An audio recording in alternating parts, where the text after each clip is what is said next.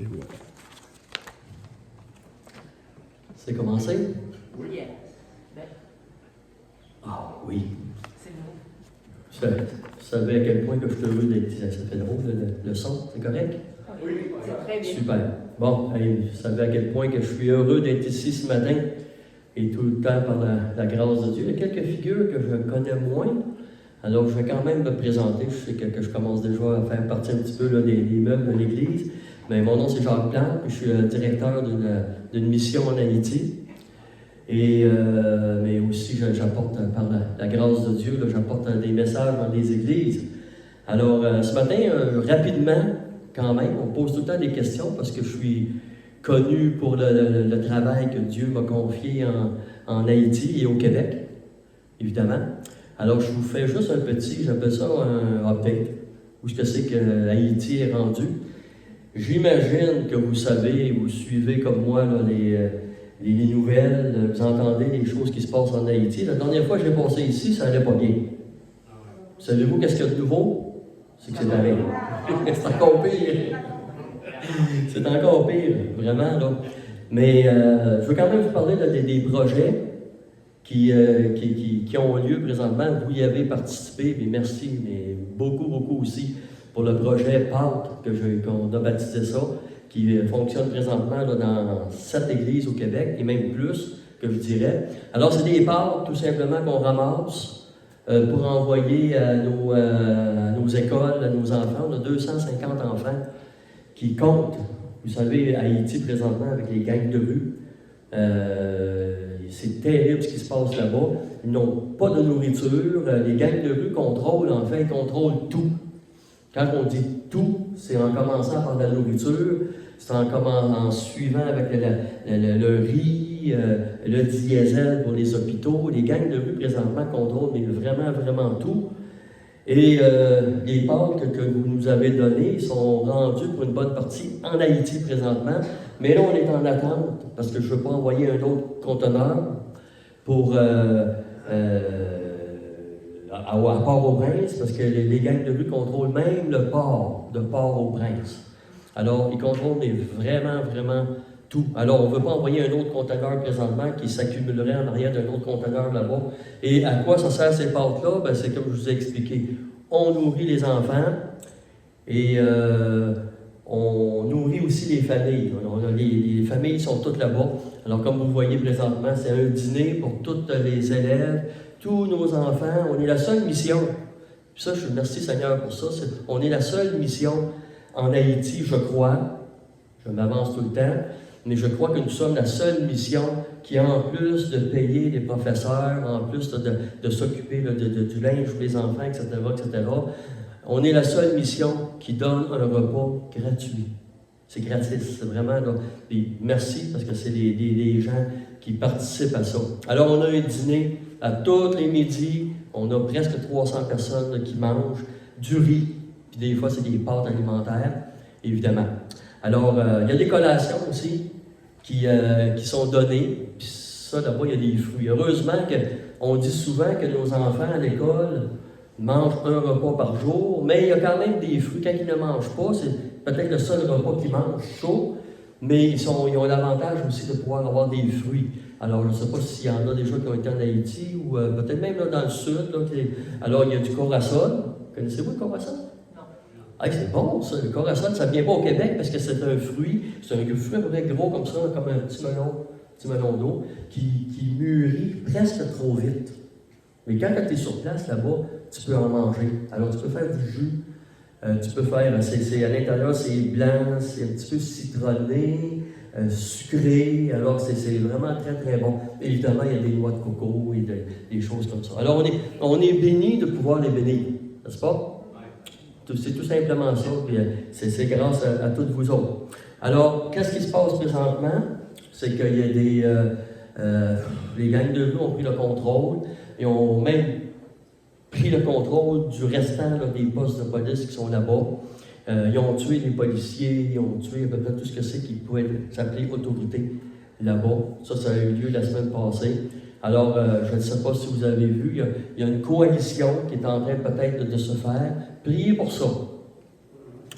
Ça se doit de passer par une coalition, quelque chose de militaire qui vont aller sur l'île, reprendre le contrôle. C'est un désordre total. Il y a le Kenya qui a été autorisé par leur parlement à envoyer peut-être 1000, 1500 ou 2000, on ne sait jamais trop, mais eux autres, ils voudraient présentement s'allier avec le Canada, la France, peut-être les États-Unis. Je ne sais pas, mais ce que c'est que je sais, c'est qu'au-dessus de tout ça, c'est que Dieu contrôle les événements. Alors nous, le contrôle qu'on a, c'est de pouvoir nourrir nos enfants, de pouvoir les faire étudier. Alors notre but, c'est ça, qu'ils puissent étudier, mais avec quelque chose dans l'estomac. N'est-ce pas? On a tout déjeuné ici ce matin, je crois bien. Bien, là-bas aussi, moi je me dis que les enfants qui sont à l'école se doivent avoir quelque chose de consistant. Même si c'est toujours du riz, vous allez dire, mais oui, mais bon, c'est la facilité là-bas d'acheter du riz. Alors, cette semaine, je ne suis pas un grand amateur là, de nouvelles en passant. Mais ça m'a frappé. Je ne sais pas, quelqu'un a vu ça, une patch. Il y a des miracles dans la vie. Il y a des miracles. Ben oui, c'est vendu comme un miracle, c'est une patch, ou des patchs en fait. Quand j'ai regardé ça, je me dis, Seigneur, c'est quoi ça? Un produit qui va te guérir, la suivante, qui va être capable de te guérir de l'insomnie, de l'anxiété, du stress, l'obésité, le sommeil. Wow! Hey, je l'ai commandé, il faut en vendre. Je suis vendeur, non, je vais vous vendre d'autres choses ce matin. Mais ça m'a tellement frappé de voir ça, et surtout de voir là, des pharmaciens en train de parler à la télé, puis de dire, voyons, achetez pas ça.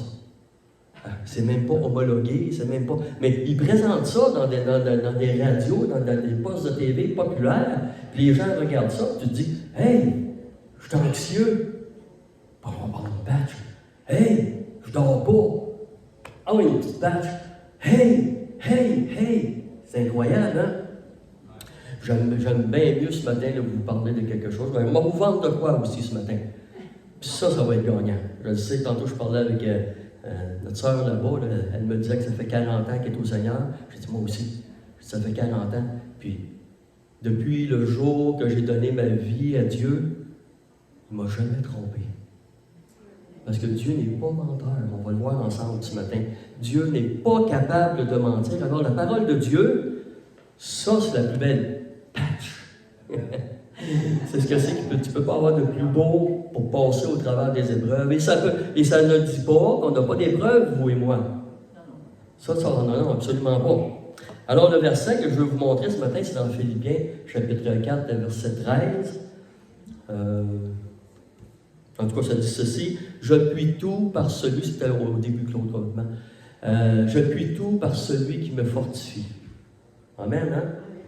Ça, c'est vraiment ça, c'est intéressant, parce que c'est le verset que j'aime m'accrocher, que j'aime partager, et quand que je vis du stress, quand que je vis de l'angoisse, parce que celui qui est en avant ce matin n'est pas différent de vous. Je ne suis pas différent de vous ce matin. Je vis du stress, je vis des angoisses, j'ai des inquiétudes, je vis tout ça, là.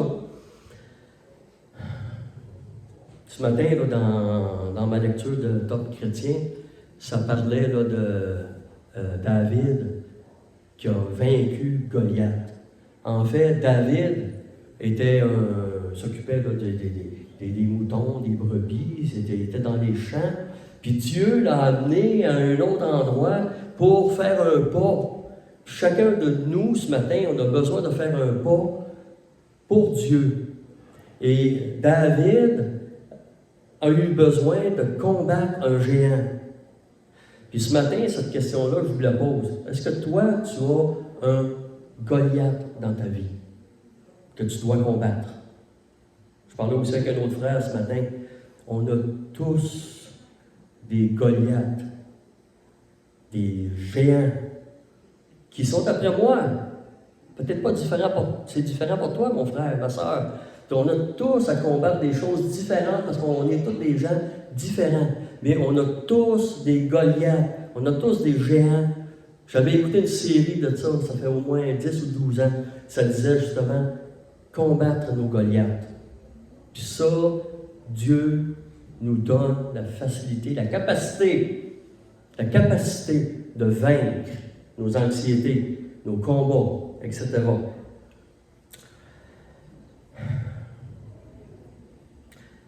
Il y a une annonce qui dit, une assurance, qui dit il y a tout le temps quelque chose qui arrive. Il y a quelque... C'est vrai! C'est jamais tout le temps facile. La vie chrétienne n'est jamais tout le temps facile. C'est pas vrai. Si vous connaissez un chrétien qui est capable de vous dire « Ah, moi, ma vie, elle va tout le temps sur un nuage de bonté, puis un nuage rose, puis ma vie est belle, je ne manque pas d'argent, je ne suis pas malade. » Hey, présentez-moi là. Il y en a plein qui sont morts. Ceux-là sont morts. Merci. Mais ça excusez-moi là, mais ça n'existe pas. Mais par contre, Dieu nous donne la plus belle des pattes pour remédier à ça. Quand que j'entends là, des choses pour Haïti qui me rendent triste, là, des banques de nourriture, des postes de police qui sont assiégés, des missionnaires qui sont enlevés, etc., etc. Je suis dans mon bureau, littéralement, je tombe à genoux devant Dieu. Parce que je dis, Seigneur, ça, je ne contrôle pas ça. Il y a des choses que je contrôle. Mais oui, je suis directeur d'une mission. Mais il y a des choses que je ne contrôle pas. Mais par contre, je dis, Seigneur, toi, tu les contrôles. Puis ça, c'est encourageant, c'est intéressant de savoir que les enfants, pour manger, ce n'est pas Jacques qui les nourrit. C'est Dieu qui les nourrit. L'Église qui est là-bas, qui sont réunis à la même heure que nous ce matin, n'appartient pas à Jacques. Elle appartient à Dieu. L'école qui a été construite là-bas n'appartient pas à Jacques. Elle appartient à Dieu. Etc. Alors c'est pour ça que souvent, régulièrement, je suis obligé de tomber à genoux et de dire, Seigneur, j'ai de la peine. Mais toi, tu sais qu'est-ce qui va arriver. Présentement, qu'est-ce qui se passe là-bas? Tu le sais. Donc, qu'est-ce que c'est que ça fait? Ça réduit la pression qui est sur moi. Les gens qui sont malades aussi autour de moi. Il y a des frères, des sœurs qui sont malades, qui crient vers Dieu, puis qui demandent de prier. Moi, je ne contrôle pas ça. Toi, tu ne contrôles pas ça non plus. Mais Dieu dit, prie pour ton frère. Quelqu'un est-il dans la peine? Pleure avec lui. Quelqu'un est-il dans la joie? Ris avec lui. C'est ça que la parole de Dieu, elle a dit. Ça, je tiens mordicus à ça. Puis on apprend. On est dans un apprentissage, vous et moi. Puis tant qu'on est vivant, tant qu'on peut parler, tant qu'on peut servir, ben, on apprend. C'est une école. Et un jour, je vais me retrouver avec mon certificat devant Dieu. Quelle année j'aurais passé? Je ne sais pas. Ça appartient à Dieu. Mais je suis en train d'apprendre présentement. Et Dieu nous a donné un paquet là, de choses pour nous encourager. Hein. Pour commencer, il dit dans Jean 28, 20, une promesse de Jésus. Je suis avec vous jusqu'à la fin du monde. C'est ça que Jésus me dit. Je suis avec toi jusqu'à la fin du monde. C'est pas intéressant, ça. Et il a envoyé Jésus. Ne cherche pas, Claude, c'est pas. Je vais te faire signe qu'on va y arriver. Alors, Jésus aussi, il dit envoyez là, des anges pour aider, pour réconforter. On a besoin de ça aussi, d'être réconforté. Je vous donne quelques exemples. Il a envoyé des affirmations à Zacharie qui attendait la venue de son Sauveur. Dans Luc 1,3, il dit à Zacharie, ne crains pas. C'est pas grand, pas beaucoup de mots, hein? Mais Jésus, Dieu envoie un ange dire à son serviteur, ne crains pas. Un autre endroit, il dit à Marie, la mère de Jésus, tout se passe miraculeusement. Exactement la même chose dans Luc chapitre 1, verset 13. Luc 1, 30. Ne crains point, Marie. Ce qui va arriver, c'est tout contrôlé par Dieu. Hey, wow! Puis c'est vraiment contrôlé par Dieu. Jésus dit à Simon, ne crains pas, tu deviendras pêcheur d'hommes. Tu es un pêcheur de poissons, tu vas devenir un pêcheur d'hommes.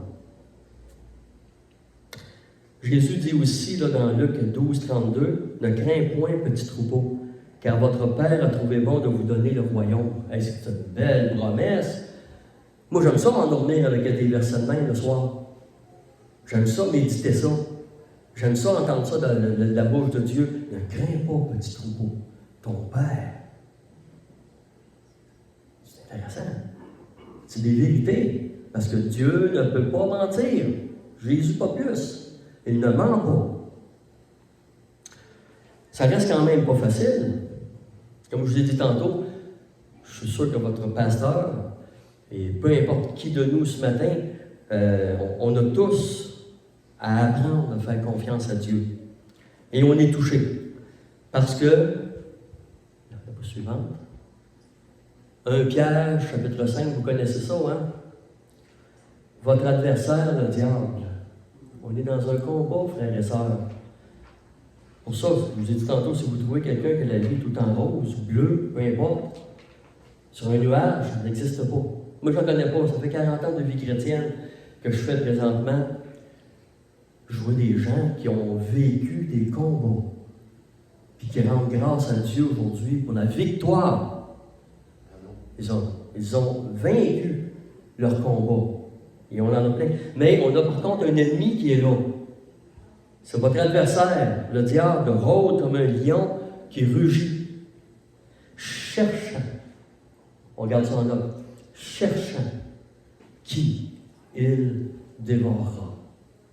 Ça peut s'adresser à chacun de nous ce matin. Il cherche, mais on n'est pas obligé de lever la main et de dire hey, je suis là. Non. De toute façon, il va nous trouver, il connaît nos faiblesses. Puis des fois, on dit j'ai le diable après moi depuis un bout de temps. Attention, c'est pas tout le temps ça. Des fois, par moi-même, je parlais avec notre frère tantôt, des fois, c'est nous qui avons un peu la tête dure.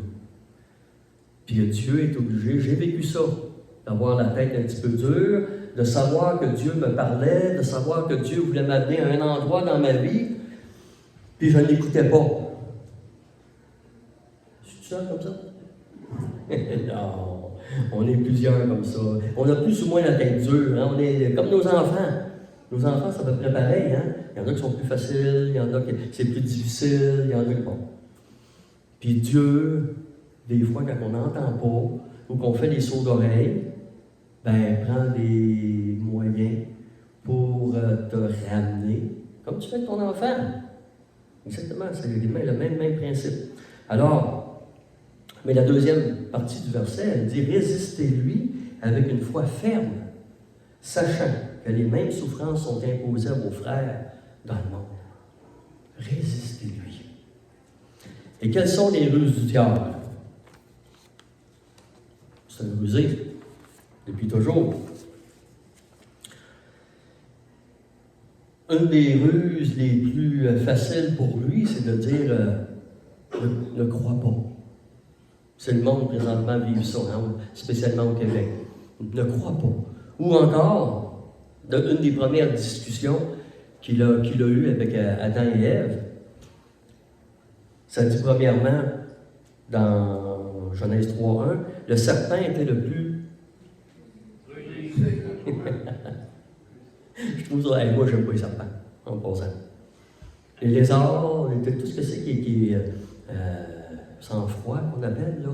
J'ai été en Floride, là, quelques années. On a été visiter un parc d'attraction, puis il y avait justement là, des gens qui étaient là avec des serpents, et quand même des caïmans. Je ne sais pas si c'est en français, là, en tout cas. Des lézards. Puis là, mon beau-frère était là, puis il prenait le serpent, puis l'autre, il se faisait mettre ça dans... Quand c'est arrivé à moi, là, je dis, on va passer droit. Je n'ai pas peur, mais je n'aime pas ça. Mais le serpent était le plus rusé, le plus tortueux. Puis, on sait que c'est notre ennemi, évidemment. Il s'est servi d'une manière de changer les phrases de Dieu, tout simplement. Il dit dans le chapitre 3, le verset 1, il dit à la femme, vraiment, Dieu vous a dit. Vraiment. C'est assez spécial. Regardez la tournure de phrase. Pas compliqué. Vraiment. Dieu vous a dit ça. Ben voyons donc. Puis là, on peut lancer la pierre à Ève, puis à Adam, etc. Mais est-ce que dans ma vie de tous les jours, est-ce que ça peut m'arriver des fois là, de ouais, même pas changer un petit peu? Je sais ce que c'est que la parole de Dieu me dit, mais c'est-tu vraiment ça? Hein? Quand on arrive, c'est le temps des impôts. Moi, j'ai été tenté déjà par des spécialistes qui faisaient mon rapport d'impôt, puis qui me disaient carrément, pas grave, on peut l'écrire. Non. Ben oui, tout le monde le fait. C'est tentant pour avoir quelques $100 de plus sur ton impôt. C'est pas un jugement, là. Mais Dieu a-t-il vraiment dit de payer ton impôt? Hein? C'est ce qu'il dit. Retourne à César ce qui est à César. Ouf, c'est pas toujours facile, les petites tentations comme ça qui arrivent. Vraiment, Dieu vous a-t-il dit ça?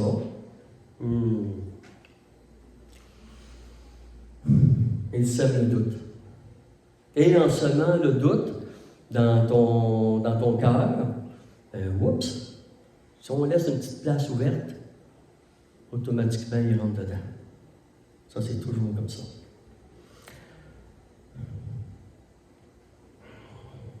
Alors ce matin, est-ce que tu es dans le doute, mon frère, ma soeur? Est-ce que tu es dans une incertitude quelconque? Est-ce que tu as une crainte? Est-ce que ce matin, tu es en train de penser, ouais, il a parlé d'un Goliath dans ma vie, j'en ai pas, gloire à Dieu. Si tu n'as pas à combattre ce matin, gloire à Dieu, ça peut arriver. Mais ça se peut-tu ce matin, au moment où c'est qu'on se parle là, tu es en train de penser, ouais, c'est vrai, je reviens à mon impôt, un exemple. Ouais. Peut-être que j'étais en train de penser de faire quelque chose. Ou autre chose, peut-être que c'est dans ton couple, peut-être c'est avec tes enfants, ton témoignage. Oh, on peut se laisser aller, hein, on peut en faire un. Dieu a-t-il vraiment dit? Ben, je ne vous laisse pas sans réconfort. Dans Éphésiens chapitre 6, un petit peu plus loin. Oh, ça c'est mon combattant préféré. C'est avec lui qu'on voudrait aller au combat. Ça vous tente-tu? Ce matin, on a un ennemi qu'on a besoin. Le suivant, lui, va être un petit peu plus en forme, un petit peu plus tentant avec celui-là, hein, d'aller combattre. On ne veut pas aller à la plage. Moi, je ne veux pas aller à la plage, c'est pas ça. Quand on parle, on priait ce matin, justement, que c'est Dieu, c'est le combat de Dieu, puis on est enrôlé là-dedans, puis on est là-dedans, vous et moi. Résistez-lui avec une foi ferme, mais on voudrait être avec lui, ça c'est bien sûr. Alors dans Éphésiens chapitre 6, versets 10 à 11, on a vu lequel qu'on choisit, on voit avec le soldat, c'est bien sûr, on ne part pas se battre sans un bon équipement. Puis c'est ça que Paul offre aussi dans Éphésiens. C'est ça qu'il offre à chacun de nous. Alors on va regarder rapidement ensemble dans le verset Éphésiens chapitre 6, verset 11. Il dit « Revêtez-vous de toutes les armes. » C'est-tu assez gros? OK. Alors, c'est une exhortation. Puis c'est un besoin. C'est une exhortation, mais c'est un besoin. Si tu veux combattre, ben, tu as besoin d'être bien équipé. Alors, il dit tout simplement revêtez-vous de toutes les armes de Dieu afin de pouvoir tenir ferme contre les ruses du diable. Et ça dit revêtez-vous. Revêtez-vous en grec, j'ai été voir c'est quoi? Enduo. Ça se dit enduo, je ne sais pas si je le prononce bien, je n'ai pas de notion de grec beaucoup, j'en ai un petit peu, mais enduo, ça veut dire s'emmitoufler de quelque chose, s'entourer. Ça se dit s'engouffrer. Vous savez que quand on a froid, puis qu'on rentre dans un endroit où c'est qu'il y a un bon poêle à bois qui chauffe, tu te dis « Ah, je suis tellement bien quelque chose. » Ou qu'on saute dans une piscine avec de l'eau chaude, on est bien, on a eu froid, on est bien. Alors, enduo, ça veut dire s'emmitoufler, ça veut dire s'entourer, ça sauter à l'intérieur d'être bien. Ça veut dire revêtez-vous, entourez-vous de la parole de Dieu. Dans Matthieu chapitre 6, verset 25, on a des exemples, on ne pourra pas les voir, mais Matthieu 6, 25, Matthieu 27, 31, Marc 1, 6, on a l'exemple de Jésus dans le prétoire, où c'est que les soldats lui ont enlevé son linge, et lui ôtèrent le manteau, dans Marc 1, 6, après s'être moqué de lui, ils lui enlevèrent son manteau, et lui remirent ses vêtements à la fin de tout ça. Ils l'amenèrent le crucifier. Alors, enduo, ça veut dire qu'ils ont enlevé, ils ont remis quelque chose sur lui. Ils l'ont entouré. Ah, j'avais marqué ici pour les gars qui sont en couple. Si vous voulez gagner des points, moi j'appelle ça gagner là, des airs douces. Mais un petit truc, ma femme n'est pas là, que je peux le dire. Un petit truc le soir, quand madame a froid un petit peu, là, tu prends sa robe de chambre, tu la mets là, dans sa chemise, puis tu amènes ça. C'est ça enduo. Entouré, réchauffé. C'est ça que ça veut dire. Alors, les armes de Dieu, c'est quoi? Je suis à la 14. Alors, les armes de Dieu, c'est le casque du salut. On l'a vu avec le petit soldat. Un casque protège la tête pendant le combat. Si tu combats, un vrai combat, que tu perds la tête, c'est pas bon. Le casque du salut, c'est un casque qui protège la tête. Le bouclier de la foi. On est exhorté, on a besoin. Le bouclier de la foi en Jésus est comme un bouclier de protection. La ceinture de la vérité. La ceinture de la vérité, la ceinture aide à protéger le corps du soldat. La cuirasse de la justice, tout ce que c'est qui protège le corps, le cœur, tout le foie, les poumons. Les soldats avaient besoin de ça pour combattre. Absolument. Les chaussures de la préparation de la paix, les chaussures de la justice. Et le seul élément d'attaque, parce que les autres, vous avez remarqué, c'est tous des éléments de défense. Hein, le casque, le bouclier, la ceinture, la cuirasse, les chaussures. La seule chose, puis qui est très importante, l'esprit. L'esprit, l'épée, qui est l'esprit de Dieu. Si je n'ai pas ça, non, ça ne va pas. Et j'ajoute, dans l'autre d'après, faites en tout temps par l'esprit toutes sortes de prières, de supplications. Veillez à cela avec une entière persévérance et priez pour tous les saints. C'est une exhortation, hein? C'est ça qu'on a besoin de faire. Alors, je termine bientôt avec quelque chose qu'on connaît bien, la suivante. Dans Jean, chapitre 4, verset 13, la Samaritaine. La Samaritaine là, qui a eu besoin, en fait, qui a rencontré Jésus. On connaît l'histoire. Puis Jésus lui dit, donne-moi de l'eau. Hein? Tu n'es pas supposé de parler avec quelqu'un en Samarie. Tu n'es pas supposé. Puis là-dedans, il va y avoir deux vérités. Dans le verset 13, on parle tout le temps du puits. Deux vérités, frères et sœurs. Et je veux vraiment qu'on s'accroche à ça ce matin. Quiconque boit de cette eau, aura encore soif. C'est pas compliqué. Mais si on parle de la parole de Dieu, si on parle de ce que c'est que Dieu nous exhorte à faire, mais celui qui boira de l'eau que je lui donnerai n'aura jamais soif. C'est pesant, là. Pensez-y. La parole de Dieu que Dieu te donne ce matin, j'imagine que pour plusieurs, on l'a, cette parole-là. On a bu, on s'est abreuvé à cette parole-là.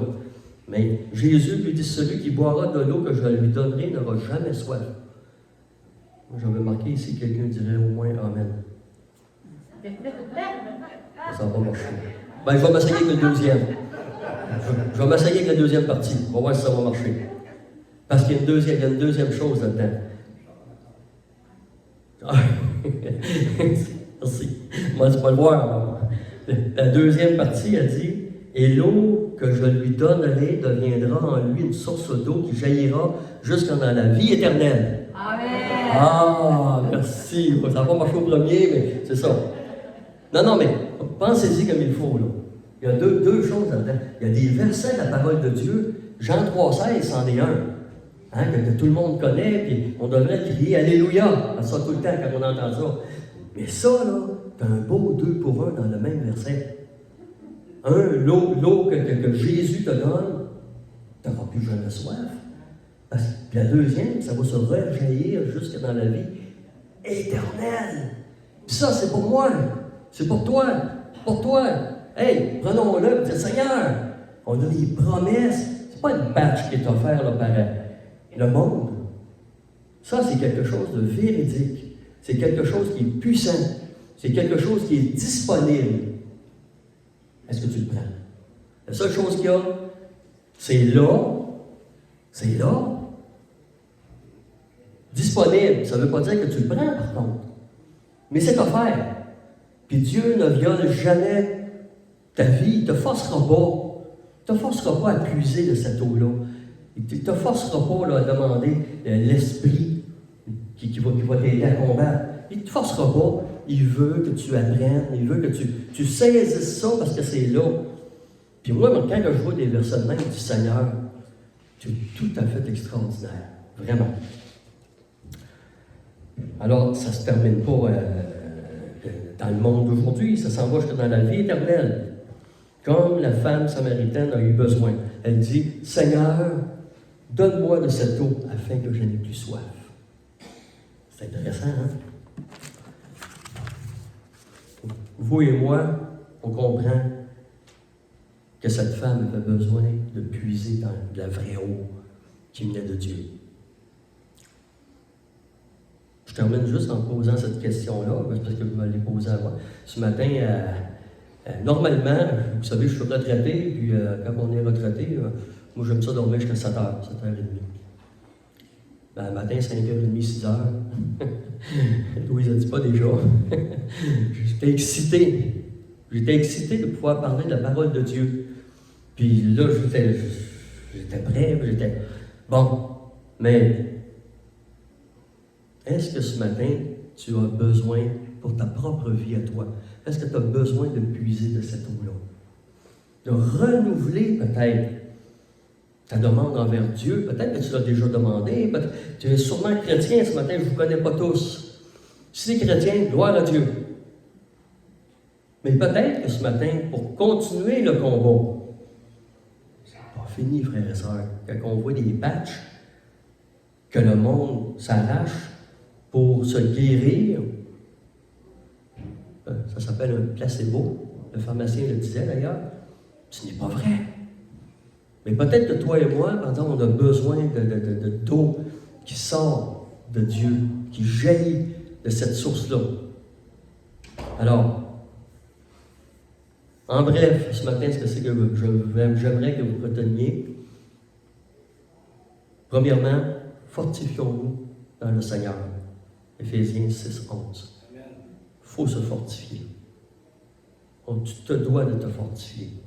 Sinon, tu vas faiblir, tu vas tomber. Si tu as tombé, tombe sur tes genoux.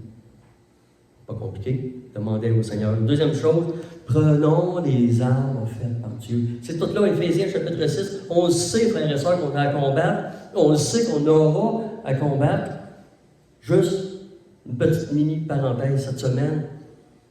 Je ne fais pas de politique en passant, mais il y a une loi qui a été demandée au niveau du Canada par François Blanchet. Et ça s'adresse directement à vous et moi pour punir quelqu'un qui parle de Dieu, qui cite un verset de la parole de Dieu. L'avez-vous pris ça? Moi, j'ai pleuré cette semaine. C'est triste. Le Canada est rendu là. Nos dirigeants sont rendus là. Ça ne sera pas 367B. Exactement. Ça, en vous et moi, c'est inquiétant. C'est inquiétant pour votre pasteur. C'est inquiétant pour toi qui fais du porte-à-porte. C'est important pour toi dans ta famille. Ça passera probablement pas en passant. Mais juste quelqu'un qui y pense, ça me fait peur. Alors prenons les armes de Dieu, fortifions-nous dans le Seigneur et tenons à cette promesse que plus jamais tu vas avoir soif si tu prends la parole de Dieu et que c'est une promesse qui va là, jusque dans la vie éternelle. Est-ce qu'on prie, frères et sœurs? Éternel, notre Dieu, notre Père, on te rend grâce ce matin pour ta toute-puissance. Merci pour ta parole, Seigneur, qui est vivante, qui est efficace, qui est tranchante aussi. Merci pour ces versets, Seigneur. Que tes enfants ici ce matin, on puisse vraiment s'accrocher à ta parole, à ce que c'est que la Bible dit. Merci pour ton merveilleux nom. Bénis cette semaine, Seigneur. Bénis cette semaine, bénis ce temps ce matin qu'on est en liberté. Chacun de nous, Seigneur, on est en liberté ce matin. On peut encore parler de toi. On peut encore réciter des versets. On peut encore exhorter. Seigneur, bénis la semaine qui est là. Et c'est au précieux nom de Jésus que je te prie ce matin. Merci, Papa. Amen. Amen. Merci beaucoup. Amen. On va terminer avec un chant. Si je te parle, nous attendons.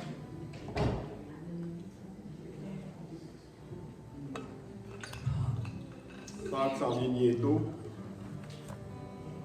Il reste 2 dimanches. Dans 2 dimanches, c'est Pâques. J'ai hâte. Ça fait longtemps que j'ai ma prédication que je veux faire. Après Pâques, on va commencer une série d'études sur marcher selon l'esprit, vous n'accomplirez pas les désirs de la chair. On prend souvent ces passages-là pour expliquer qu'on ne doit plus pécher. Et comment, si tu marches par l'esprit, c'est sûr que tu ne marcheras plus dans le péché. Mais marcher selon l'esprit, c'est aussi, quand Paul dit à Timothée 1,7, il dit ce n'est pas un esprit de timidité que vous avez reçu, mais un esprit de force, un esprit d'amour, un esprit de sagesse. Donc, ça touche tout l'aspect de la vie, et c'est là-dessus qu'on va parler après Pâques. Et ça s'en vient. Mais tu dois demander tantôt, Jacques, si on a besoin, là, on a besoin, tout le monde a besoin d'être fortifié par lui, puis c'est ça qu'on va chanter.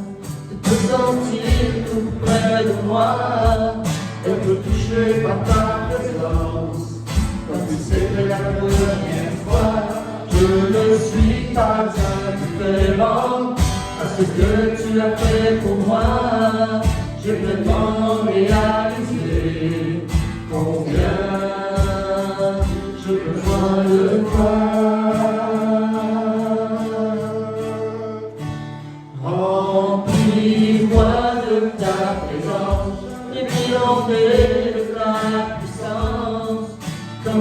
lis sur ma vie la puissance du Saint-Esprit, comme la rivière va à la mer. Moi j'irai à toi, te donnant tout ce que je suis, afin que tu remplisses ma vie. J'ai besoin. Oh, oh,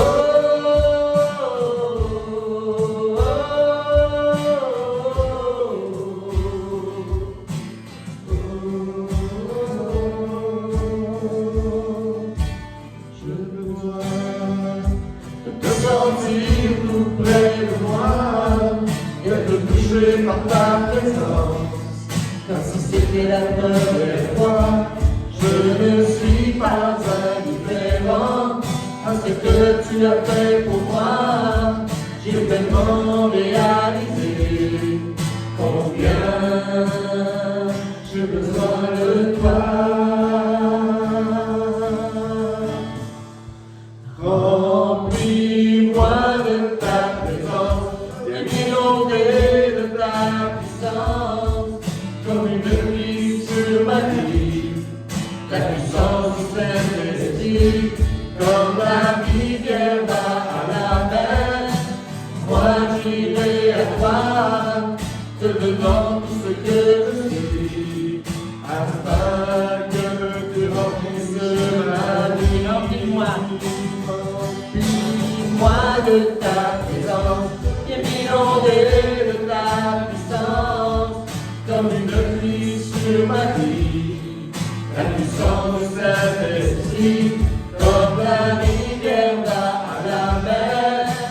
Moi j'irai à toi, te donnant tout ce que je suis, afin que tu remplisses ma vie. Afin que tu remplisses ma vie. Oh, afin